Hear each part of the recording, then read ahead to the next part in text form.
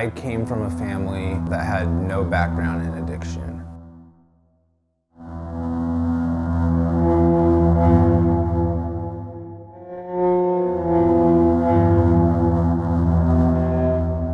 I was raised in a pretty religious household, and when I started getting involved in the drinking and drugging culture, it was a huge shock to my family, and they didn't know how to respond, they didn't know how to react, and they didn't know what to do about their son. And it was completely new and it was completely foreign to my family. Depression has been a huge part of my story, ever since I can remember, especially around those early teenage years. I remember kind of being depressed a lot. People always knew who I was in high school. People knew who I was. They would say what's up to me, but I never felt completely accepted by them. I never felt like I was part of the in crowd. The first substance that I ever put into my body was alcohol and marijuana.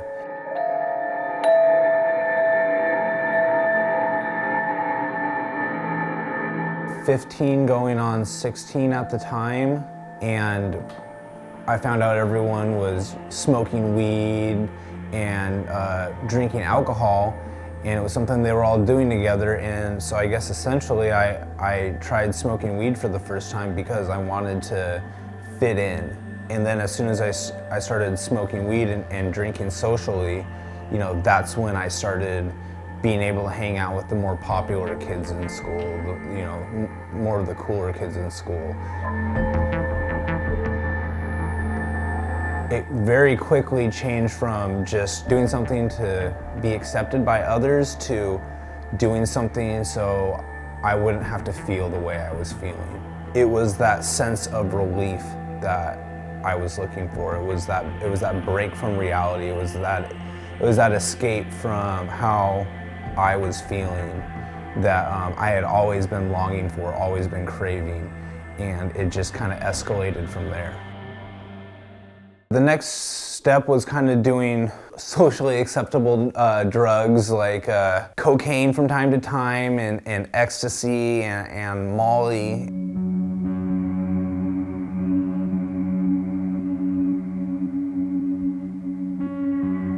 I had broken my arm and had to get surgery on it where I got a plate put into my arm. And I was prescribed a small dose of oxycodone.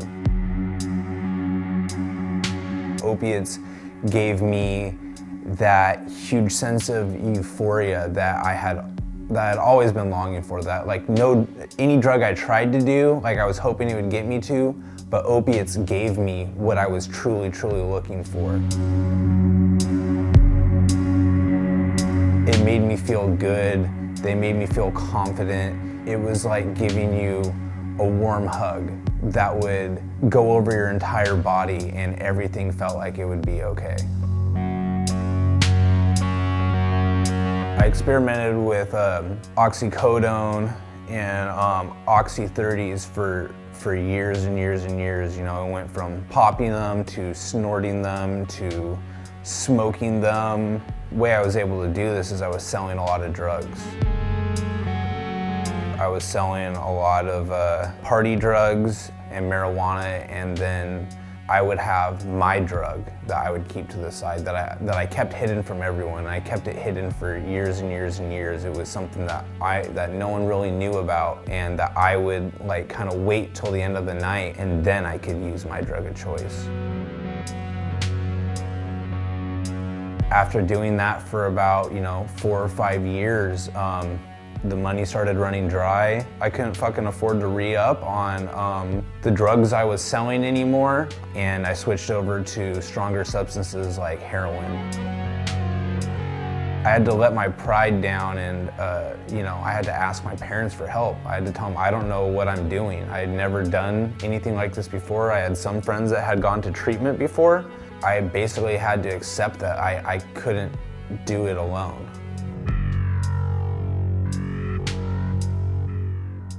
a month and a half of smoking heroin, I ended up in my first treatment center in 2014.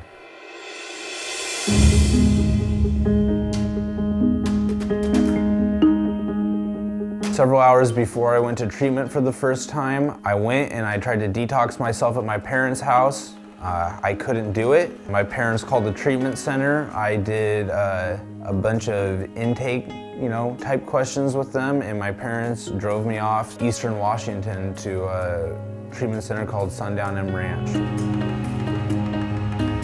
When I was in treatment, man, I wasn't ready to accept that I was an addict. I wasn't ready to accept that being an addict was an all-inclusive thing. I thought that opiates were my problem. I also wasn't ready to accept stuff like a 12-step program. I didn't understand that it was me suffering inside, and my solution to this suffering had been drugs and alcohol.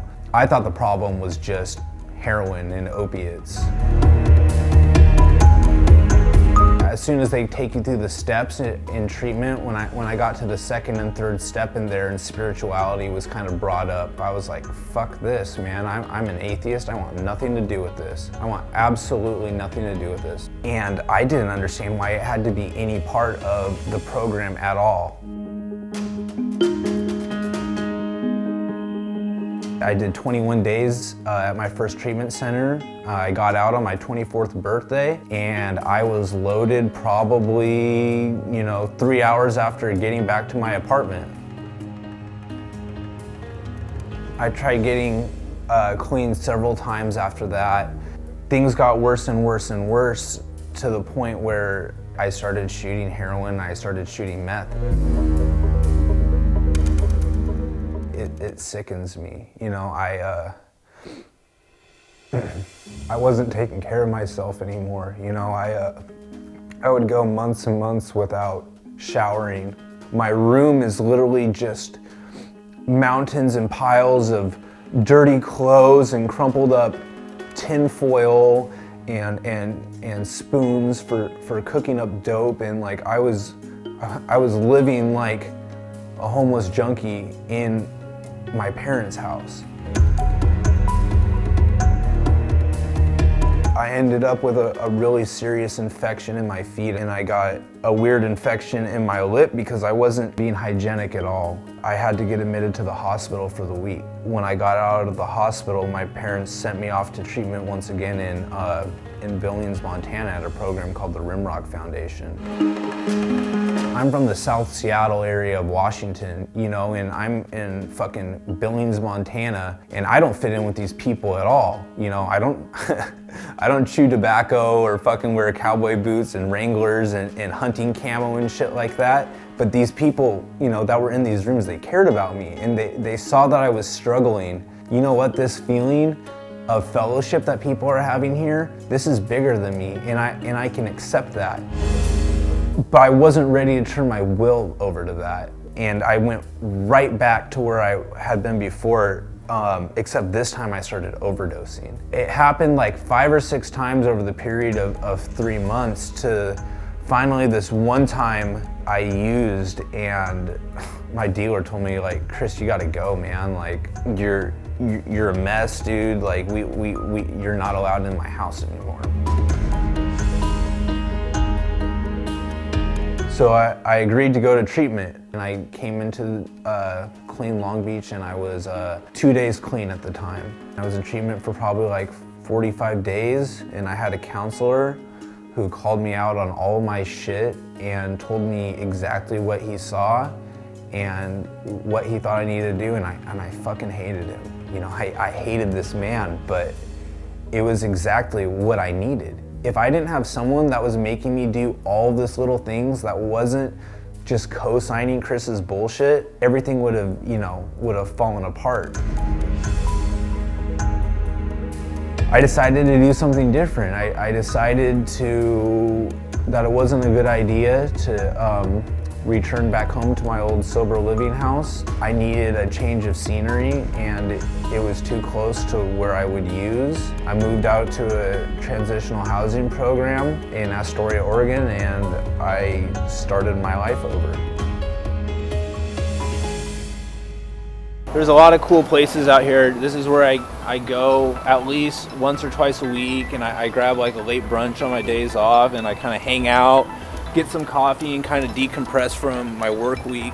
I feel really at home right here, you know? It's I'm from the South Seattle area, and the downtown, it really kind of like captures that kind of like vibe while you're still like living kind of like on the coast, you know what I'm saying? Once you get clean, it's hard to, sometimes it's hard to like get readjusted back into like things you like doing. So, you know, I kind of get to capture that in this part of town, and I get to really like enjoy that, you know, and do things that I really love. And, you know, being sociable and doing those kind of things, you know, it gives me that kind of freedom again. Service was a huge part of my program, you know, whether it was just being a secretary or making coffee or chairing meetings.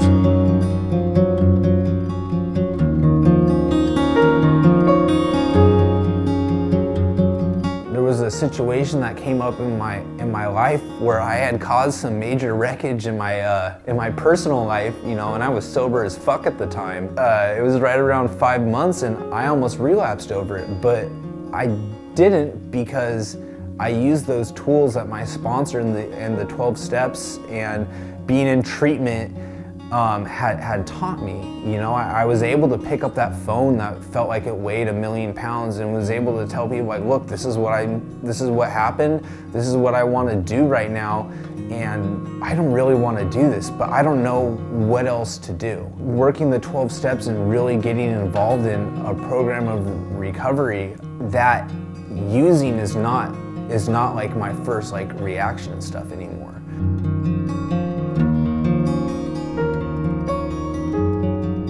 One of the big things has been working in the field, you know, the treatment field.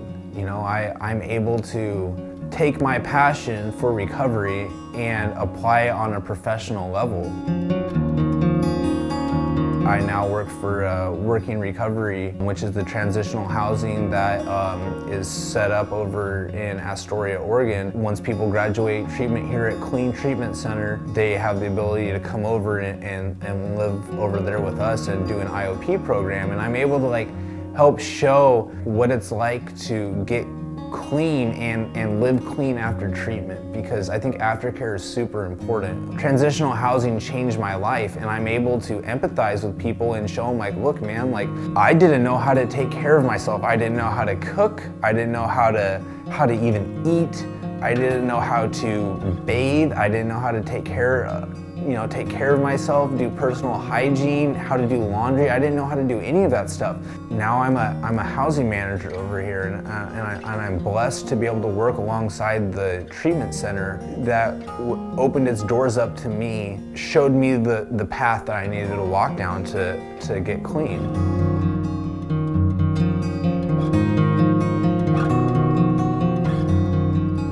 I have always been insecure and self-conscious and felt like I was gonna amount to fucking nothing my entire life. And now I have like a real passion that I'm able to apply to people who are coming into this program each and every day. And the feeling that I get from that that's more than I could have ever asked for.